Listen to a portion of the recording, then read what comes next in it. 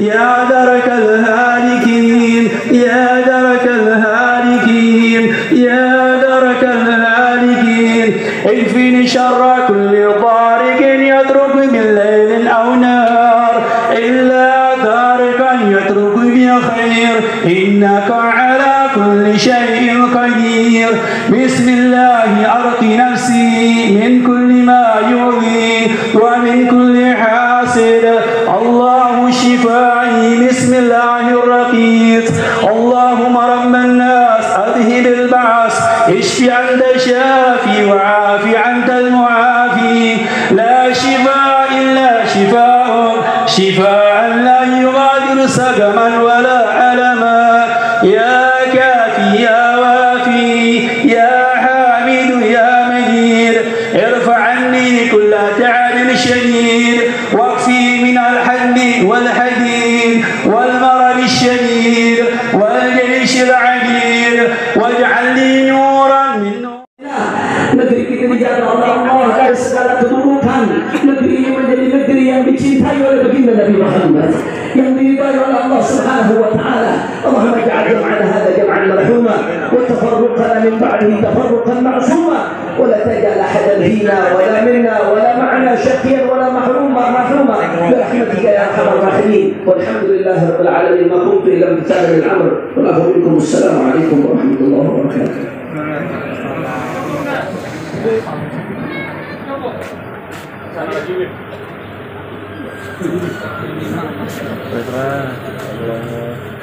Assalamualaikum warahmatullahi wabarakatuh.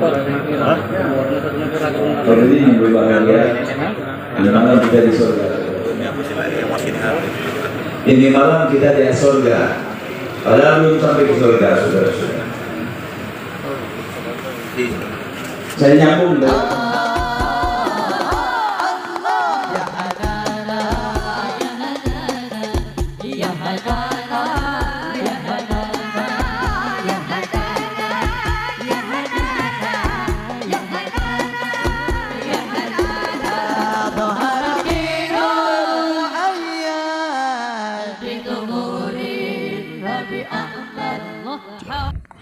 Bismillahirrahmanirrahim. Alhamdulillahirrabbilalamin. Wabihi nasta'in ala umuri dina wa din.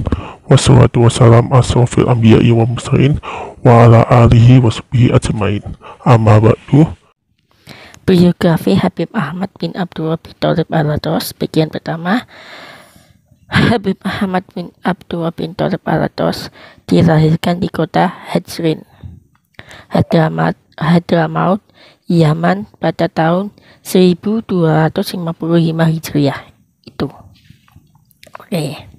Sampai di sini paham. Pada masa kecilnya beliau mendapat didikan langsung dari orang tuanya. Beliau adalah Al-Habib Abdullah bin Thalib Al-Atos dan Syekh Syarifah Zainah binti Ahmad Al-Kaf dalam bidang agama. Setelah dirasakan cukup menimba ilmu dari ayahnya, beliau kemudian melanjutkan menuntut ilmu kepada para ulama besar yang ada di Hadramaut. Oh ya, kalian tahu nggak Hadramaut itu ada di mana? Kalau tahu di bawah ini ya, komen. Sip. Setelah ditempa oleh para ulama besar, bahkan para kutub yang ada di Hadramaut saat itu, keinginan beliau untuk menuntut ilmu seakan tak pernah luntur dan pudar ataupun pupus. Hasrat beliau untuk menambah ilmu sedemikian hebat, sehingga untuk itu beliau kemudian melakukan perjalanan ke kota Mekah. Beliau banyak menjumpai ulama-ulama besar yang tinggal di kota Mekah pada saat itu. Kesempatan baik itu tak beliau sia-siakan. Beliau berguru kepada mereka. Habib Ahmad dengan giat dan tekun mengambil ilmu dari mereka, sehingga tak terasa sudah 12 tahun beliau jalani untuk menimba ilmu. Di sana beliau terus mengembangkan keilmuannya sehingga kapasitas beliau sebagai seorang ulama diakui oleh para ulama kota Makkah saat itu juga. Itu Dan keutamaan orang yang menuntut ilmu.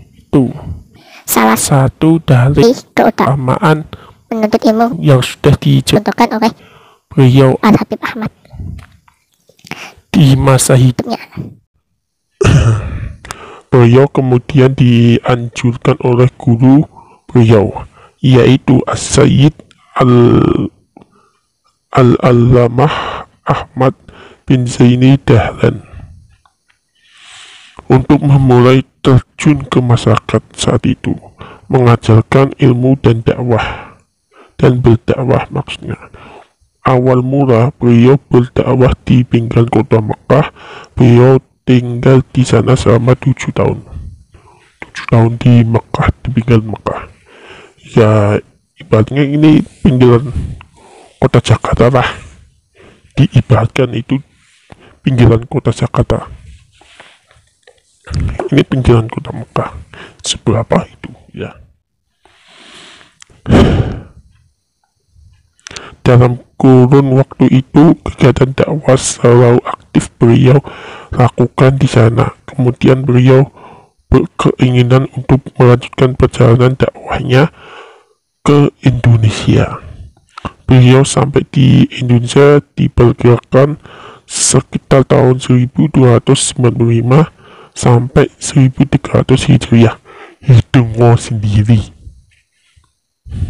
Setibanya beliau di Indonesia, beliau menuju ke kota Pekalongan dan menetap di sana. Di kota Pekalongan, beliau selalu aktif meneruskan kegiatan dakwahnya. Beliau tidak ambil pusing dengan urusan-urusan duniawi. Semua fikrah beliau semata ditunjukkan untuk kepentingan dakwah. Waktu beliau selalu terisi dengan dakwah, ibadah, zikir kepada Allah, dan rajin membaca ayat-ayat suci Al-Quran. Selain itu, ilmu beliau selalu tampak bercahaya terpancar melalui akhlak beliau yang mulia. Itu ya. Seperti ini saya ingat ada kisah dari beliau, tapi kisah itu akan kuceritakan di bagian keduanya ya, sekalian menceritakan tentang silsilahnya beliau. Lanjut.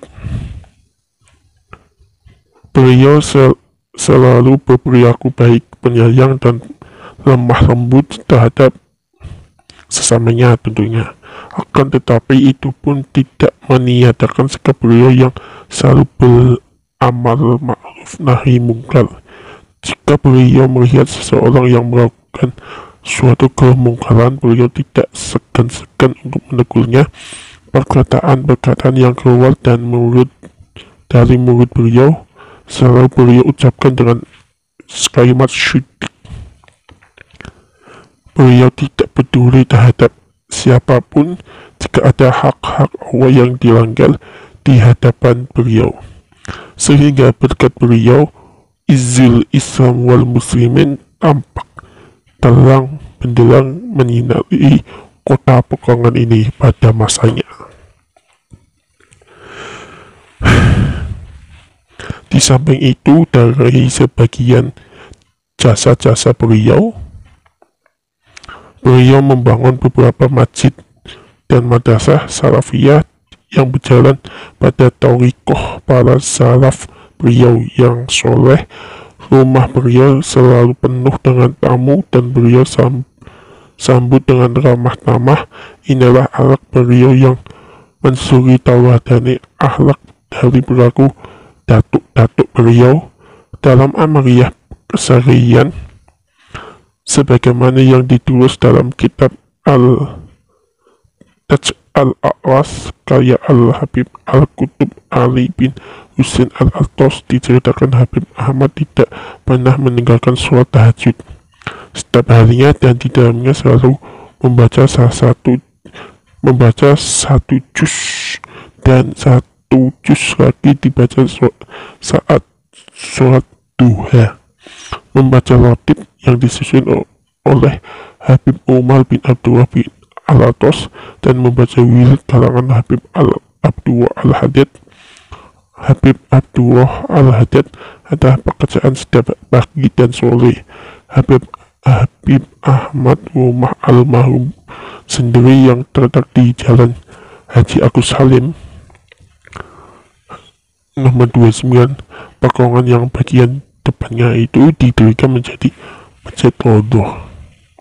Berarti Masjid Rodoh itu didirikan semenjak usianya sudah lanjut. Jika masih mudanya itu ada di Masjid Wakaf. Kapan Masjid Wakaf dan Masjid Rodoh didirikan? Nanti saya akan menjelaskan kapan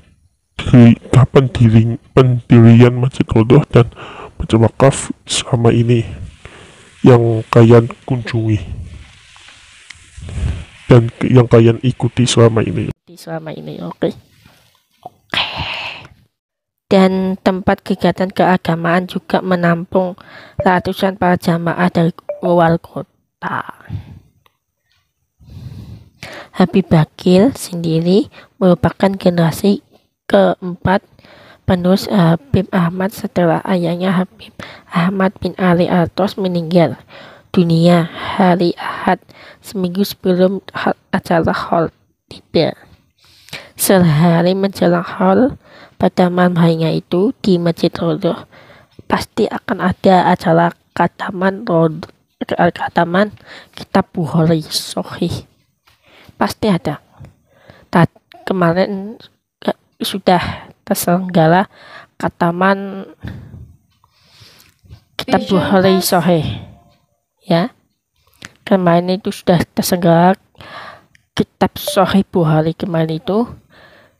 Jika ingin melihat videonya, klik link di atas ini ya. Klik video khataman Bukhari Sahih. Klik. Pasti akan ada di situ. Kapan waktunya? Itu. Lanjut.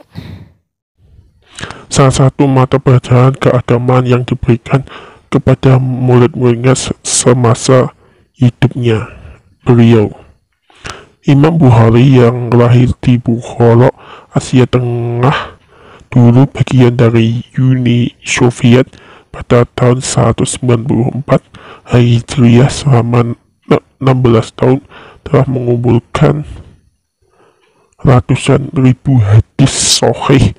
Kemudian ia menyaring hadis itu dan hanya beberapa ribu saja yang dinilainya dapat dipercaya. Ketelitiannya dalam meriwayatkan hadis menyebabkan para ulama hadis belakangan menempatkan kitab Sahih Al-Bukhari sebagai peringkat pertama dalam urutan kitab-kitab hadis yang muktabel atau mu'is. Referensi ini diambil dari no.online. Bacaannya. Oke. Habib Ahmad bin Abdullah bin Thalib Al-Atos dikenal sebagai pribadi yang sederhana. Hampir seluruh waktunya habis untuk belajar dan mengajar, melakukan syiar agama Islam melalui berbagai pengajian, memberi contoh dengan perbuatannya, dan menjadi imam di masjid wakaf dekat tempat tinggalnya. Ini dia guys, masjid wakaf itu sudah ada sejak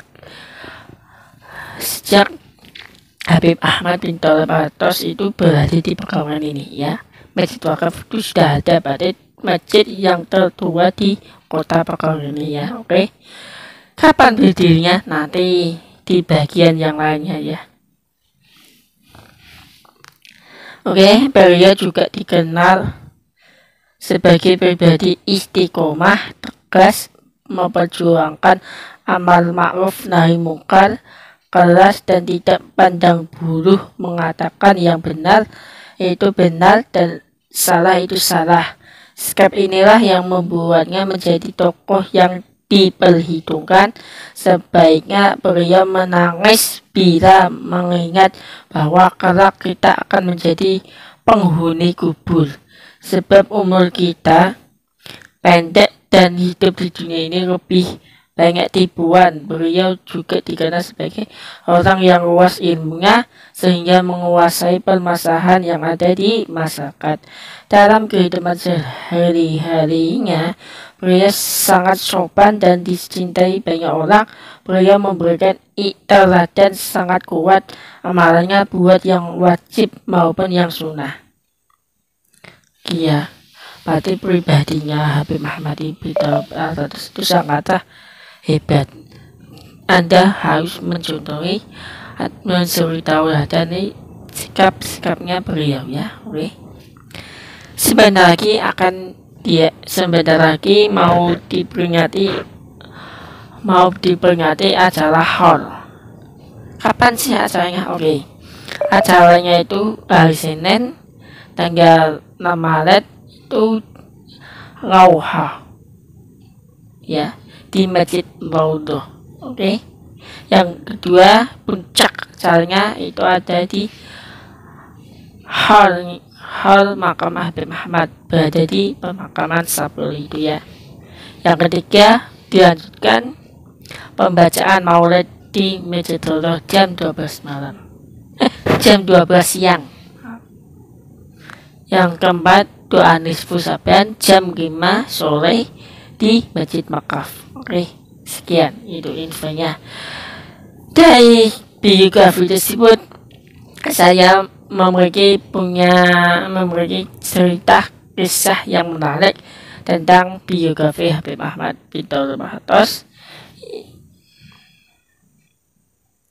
Begini ceritanya, begini kisahnya.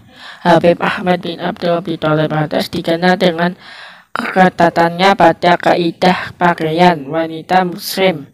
Orang-orang di kota Pekalongan tahu betul akan hal itu, dan para wanitanya tidak pernah berani berjalan di antara rumahnya dan masjid tanpa menutup tubuhnya secara ketat.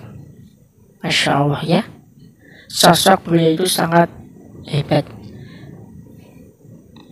Pada suatu hari, seorang wanita asing berpakaian impor yang tampaknya tak memahami keadaan berjalan di lokasi saat itu tanpa menutupi kepalanya ya.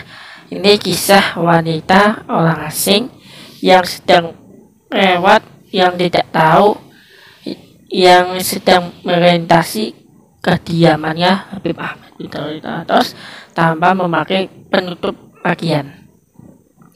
Ya, pakaiannya ke bal-balatan. Ia berpapasan dengan Habib Ahmad bin Abdullah bin Thalib Al-Atos, dan tiba-tiba sang sufi memukul wanita itu dengan tongkatnya. Bagi Habib Ahmad bin Abdullah bin Thalib Al-Atas, itu merupakan kewajiban yang harus beliau lakukan. Wanita asing itu pas bertemu dengan beliau, dan Habib Ahmad bin Thalib Al-Atas itu menjulurkan tongkat dan memukulnya. Apa yang di wanita itu dikatakan? Lanjut. Orang-orang mengerumuni wanita tersebut dan menjelaskan situasinya, meminta ia melupakan kejadian itu. Namun si wanita tersebut mengadukan hal itu ke kantor polisi yang dikepalai seorang Belanda. Kepala polisi tersebut memerintahkan para pembantu polisi Jawa yang muslim untuk menangkap Habib Ahmad bin Thalib Habib Ahmad bin Abdullah bin Thalib Al-Atas. Mereka tahu betul siapa sufi tersebut dan memilih menolak perintah kepala polisi Belanda saat itu. Si kepala polisi menjadi tertarik dan pergi ke rumah Habib Ahmad bin Abdullah bin Thalib Al-Atas tersebut dengan sendirinya. Namun ia kembali dan tidak melakukan apapun. Pada mulanya saya mau menangkap Habib Ahmad bin Abdullah bin Thalib Al-Atas, tapi saya melihat 2 ekor harimau yang berada di sisi kanan dan sisi kirinya.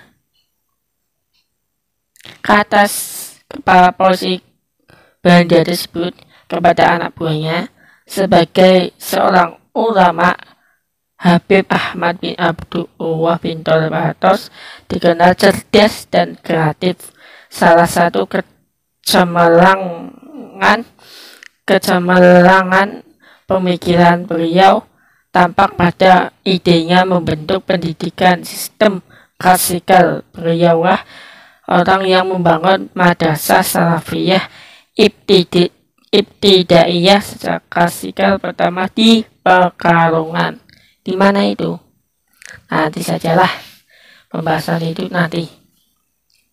Habib Ahmad bin Abdullah bin Thalib Al-Atas wafat pada tahun 1929 Masehi di Pekalongan, tempatnya di pemakaman Sapura itu. Sebentar lagi akan diadakan haul pada hari Selasa nanti ya. Sebuah tempat keramat dibangun di makamnya, dan putranya Habib Ali mulai menggelar atau mengadakan acara haul untuk pertama kali di tahun itu ya. Yang menarik ribuan jamaah setiap tahunnya. Belakangan yang merawat tempat keramat itu adalah Habib Abdullah Al-Baqir Al-Atas, cucunya Habib Ahmad bin Abdullah bin Thalib Al-Atas. Jadi dipasrahkan untuk merawat makam si kakeknya itu, yaitu cucunya, yaitu Habib Abdullah Baqir bin Thalib Al-Atas ya. Oke, kita lanjutkan. Apakah masih ada? Oh, masih ada. Oke, siap. Mengapa makam Habib Ahmad bin Abdullah bin Thalib Al-Atas begitu dihormati? Sejarahnya, Habib Ahmad bin Abdullah bin Thalib Al-Atas, Kelurahan Sapura, Pekalongan, setelah sebelumnya berkunjung ke makam Sunan Gunung Jati di Cirebon tersebut. Tempat tersebut adalah salah satu tempat yang masuk daftar kunjungan wisata religi para peziarah. Berdasarkan sejarah, Habib Ahmad bin Abdullah bin Thalib Al-Atas adalah seorang tokoh penyebar agama Islam di kota Pekalongan dan sekitarnya. Di makam Habib Ahmad bin Thalib Al-Atas itu terkenal sejak dari dulu ya. Tokoh agama yang internasional, bukan lokal tapi internasional. Dari Pulau Jawa, dari utara sampai selatan Karena siapa itu Habib Ahmad bin Thalib Al-Atas. Oke, kita lanjutkan. Al-Habib Ahmad bin Abdullah bin Thalib Al-Atas dilahirkan di kota Hajran. Tadi di video sebelumnya itu sudah saya singgung tentang lahirnya beliau, tempat tinggalnya beliau, dan usianya, tanggal lahirnya beliau. Ini hanya mengingatkan biar kalian itu biar mencintai, mensusuri tauladani sosok kepahlawanan beliau. Oke? Al-Habib Ahmad bin Abdullah bin Thalib Al-Atas dilahirkan di kota Hajran Hadramaut, Yaman pada tahun 1255 Hijriah atau tahun 1836 Masehi. 36 Masehi. Nasab beliau yang mulia di antaranya, tolong dicermati ya, ini keturunan Habib Ahmad bin Abdullah bin Thalib Al-Atas itu sampai ke Kanjeng Nabi Muhammad SAW. Di antaranya Bismillahirrahmanirrahim, Al-Habib Ahmad bin Abdullah bin Thalib bin Ali bin Hasan bin Ali atau Sahib Mashhad bin Hasan bin Abdullah bin Al-Qutub Husain bin Al-Qutub Anfas Al-Habib Umar bin Abdurrahman Al-Atas bin Aqil bin Salim bin Abdullah bin Abdurrahman bin Abdullah bin Abdurrahman As-Sagaf bin Muhammad Maulad Dawilah bin Ali Maulad Dak bin Alwi Al-Qayyul bin Faqih Al-Muqaddam Muhammad bin Ali bin Muhammad Sahih Malbar bin Alwi Hari Qatsam bin Alwi bin Muhammad bin Alwi Al-Rawi bin Ubaidullah bin Ahmad Al-Mudhajir bin Isa Al-Rum bin Muhammad An-Naqib bin Ali Al-Uraidi bin Ja'far Shadiq bin Muhammad Al-Baqir bin Aris Zainal Abidin bin Imam Husain As-Sib bin Ali bin Abi Thalib ibni Sayyidatina Fatimah Az-Zahra binti Rasulullah sallallahu alaihi wasallam Muhammad bin Abdullah bin Abdul Muthalib sallallahu alaihi wasallam. Kan setiap cucunya, setiap apa itu guys, keturunan Habib itu pasti sampai ke Rasulullah. Contohnya di biografi Habib Ahmad itu disebut ya, sampai ke Kanjeng Nabi. Begitu juga dengan Habib Lutfi, begitu juga dengan Habib Hasim, begitu juga itu. Setiap Habib pasti sampai ke Kanjeng Nabi nasabnya, karena beliau adalah keturunan Nabi Muhammad SAW untuk meneruskan dakwahnya Kanjeng Nabi di Indonesia. Oke, tonton sampai habis.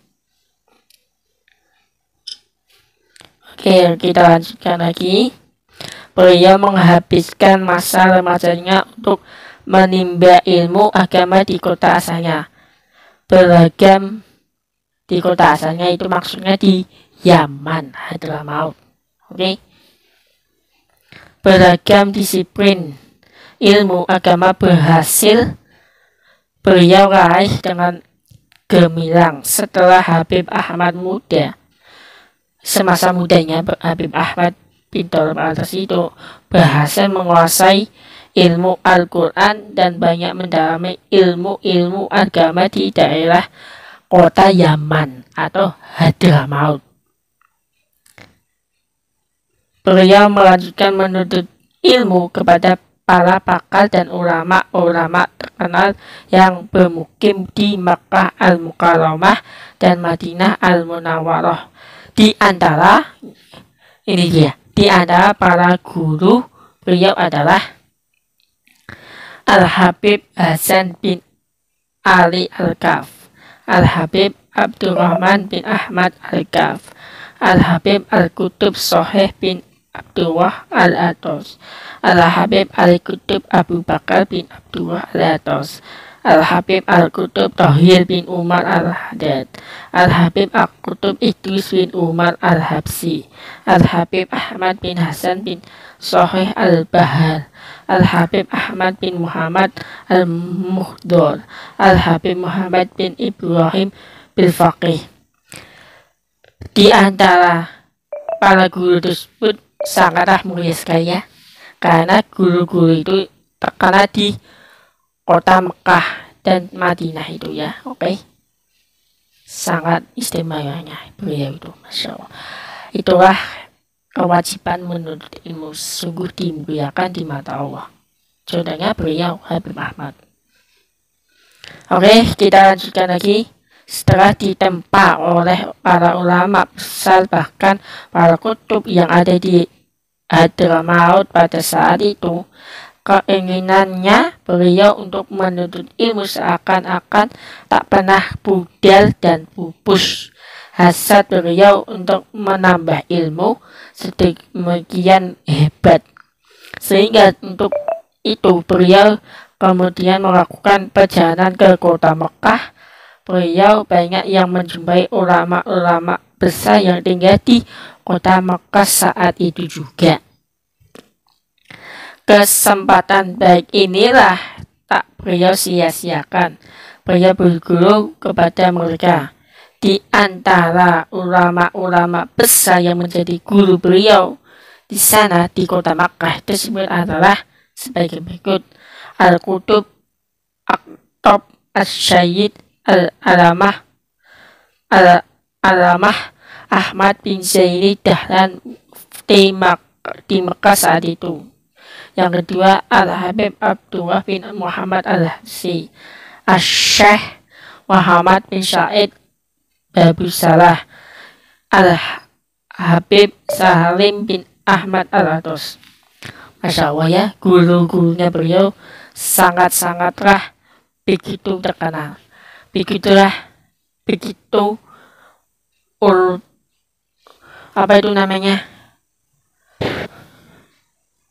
ulama besar di kota Mekah ya.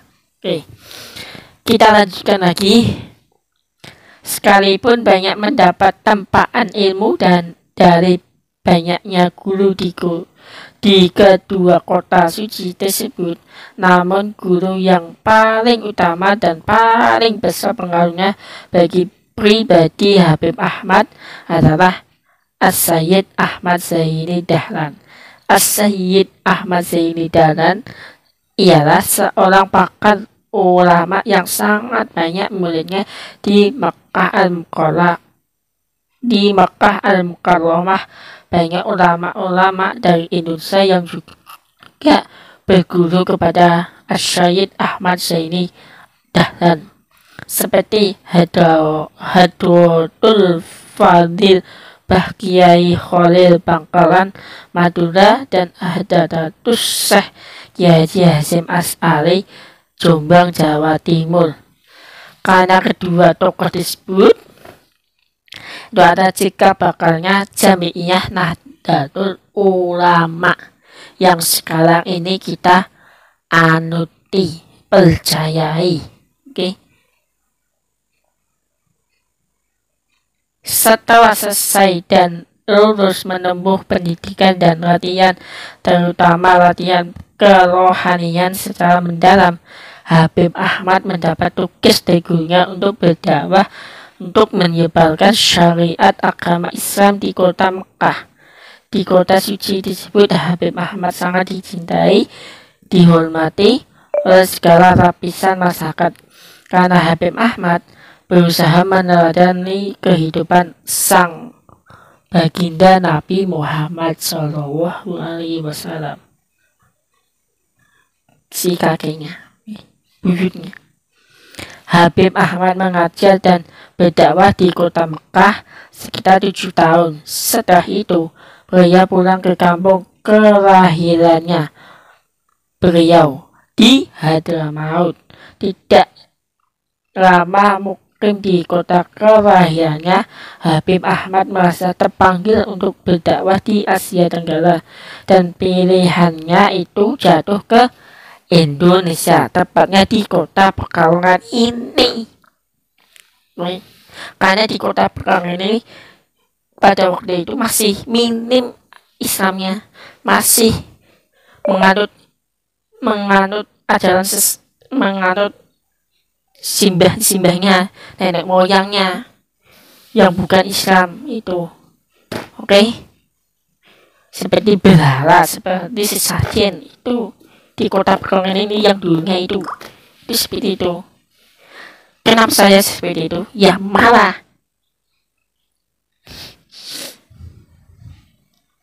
maaf, saking emosinya di kota Pekalongan yang dulu itu ya.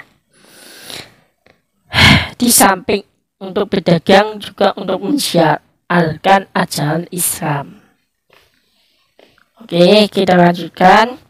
Setibanya Habib Ahmad bin Tholib Al-Atos itu di Indonesia, beliau memilih tinggal di kota Pekalongan, Jawa Tengah.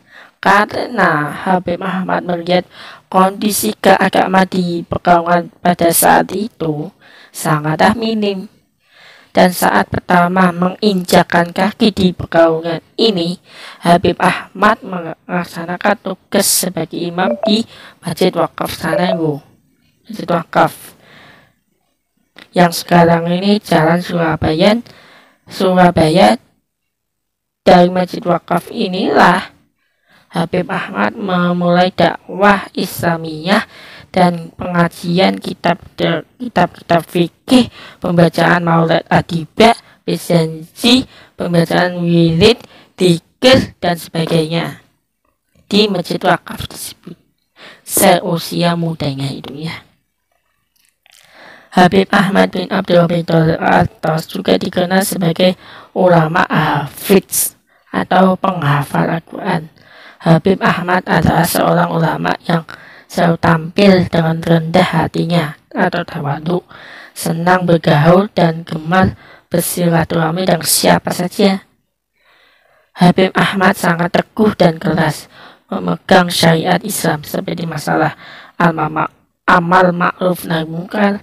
Pada zaman dahulu, Habib Ahmad ibarat Khalifah Umar bin Khattab yang sangat tegas dan keras menentang setiap kemungkaran, tidak peduli yang berbuat mungkar itu pejabat maupun awam.